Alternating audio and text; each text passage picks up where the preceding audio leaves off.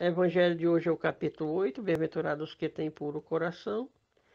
Itens 1, 2, 3 e 4, simplicidade e pureza de coração. Bem-aventurados que têm puro coração, porquanto verão a Deus. Mateus, capítulo 5, versículo 8. Apresentaram, então, algumas crianças, a fim de que ele as tocasse, e como seus discípulos afastassem com palavras ásperas os que lhes apresentavam, Jesus, vendo isso, zangou-se e lhes disse: Deixai que venham a mim as criancinhas e não as impeçais, porquanto o reino dos céus é para os que se lhes assemelham. Digo-vos em verdade que aquele que não receber o reino de Deus como uma criança, nele não entrará. São Marcos capítulo 10, versículos 13 a 16. Então, o evangelho de hoje ele trata de um símbolo e uma representação.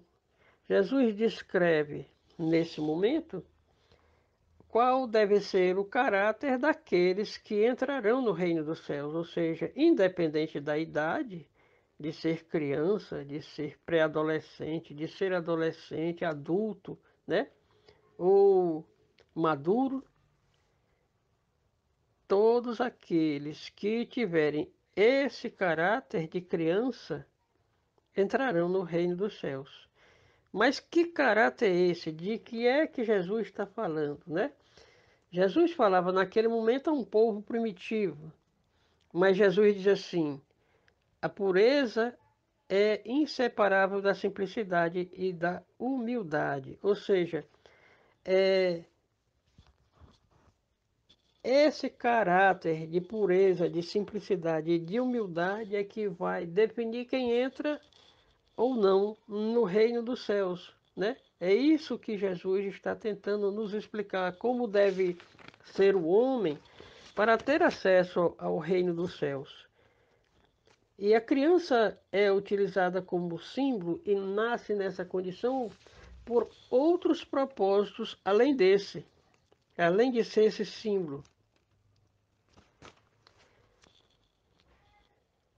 Poderia parecer menos justa essa comparação, considerando que o espírito da criança pode ser muito antigo e que traz renascendo na vida corporal as imperfeições que se não tenha despojado em suas precedentes existências. Um espírito que houvesse chegado à perfeição não poderia oferecer o tipo da verdadeira pureza. Exata comparação, porém, do ponto de vista da vida presente, porquanto a criancinha, não havendo podido ainda manifestar nenhuma tendência perversa, nos apresenta a imagem da inocência e da candura. Daí o não dizer Jesus de modo absoluto que o reino dos céus é para elas, mas para os que se lhes assemelham. Então Jesus faz uma descrição da criatura que deve ter acesso ao reino dos céus, onde, mesmo sabendo que ali entre as crianças existem espíritos reencarnantes que têm um passado e que certamente alguns terão um passado a reparar, a espiar, mesmo assim, naquele momento essas crianças não manifestam sequer as índoles do seu passado. E por que que essa criança, então, não tem esse caráter, essa índole? É para que desperte na mãe, em função das suas necessidades de cuidado, a ternura materna, né? Que é necessário a cuidar da sua fraqueza, da sua ingenuidade e cativar a solicitude materna, né? E dedicar-lhe mesmo devotamento. É isso que a mãe faz quando recebe uma criança, né? Diante daquela ingenuidade aparente, daquela humildade, daquela simplicidade, daquela pureza aparente, a mãe ela dedica-se de forma absoluta a o cultivo daquela criança, né? Os cuidados daquela criança.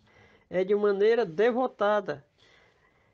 Aliás, faz-se necessário que a atividade do princípio de inteligência seja proporcional à da fraqueza do corpo. E esse é outro motivo porque a criança nasce tão simples, sem que manifeste as suas índoles, as suas verdadeiras tendências, o seu verdadeiro caráter. É porque um espírito violento, um espírito viril, um espírito agressivo no corpo de criança, isso poderia ter condições inimagináveis para nós. Então, é importante que ela esqueça o seu passado e reencarne com aquela aparência de simplicidade, né? De pureza, com aquela aparência de humildade, para que o seu corpo, para que o seu espírito esteja compatível com o seu corpo. É, entretanto, necessário observar que a partir do seu nascimento a criança vai gradualmente tomando os impulsos do seu caráter, né? Revelando o seu verdadeiro caráter.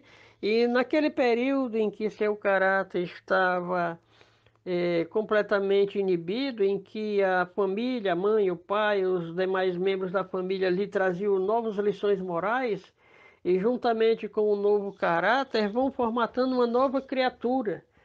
Então, ao ter gradualmente liberto os seus verdadeiros impulsos, né? Juntamente com aquelas lições de evangelização, aquelas lições morais que recebeu no seio da nova família em que vive, a criatura, ao se tornar adulta, será um novo adulto, diferente daquele adulto que existia antes da reencarnação. Então, o propósito de viver como criança, de reencarnar como criança em todas aquelas limitações, é fazer com que o espírito tenha uma nova oportunidade de evangelizar-se, de crescer no seu aspecto moral e no seu aspecto intelectual. E a reencarnação como criança possibilitará isso. E esse também deve ser um modelo que deve ser utilizado, né, e que deve ser como referência para que nós almejemos o reino dos deuses, né? Ter simplicidade e a humildade de uma criança, a pureza de uma criança. Não necessariamente seremos crianças. Meus amigos, boa noite, muito obrigado. Aguardo as contribuições complementares.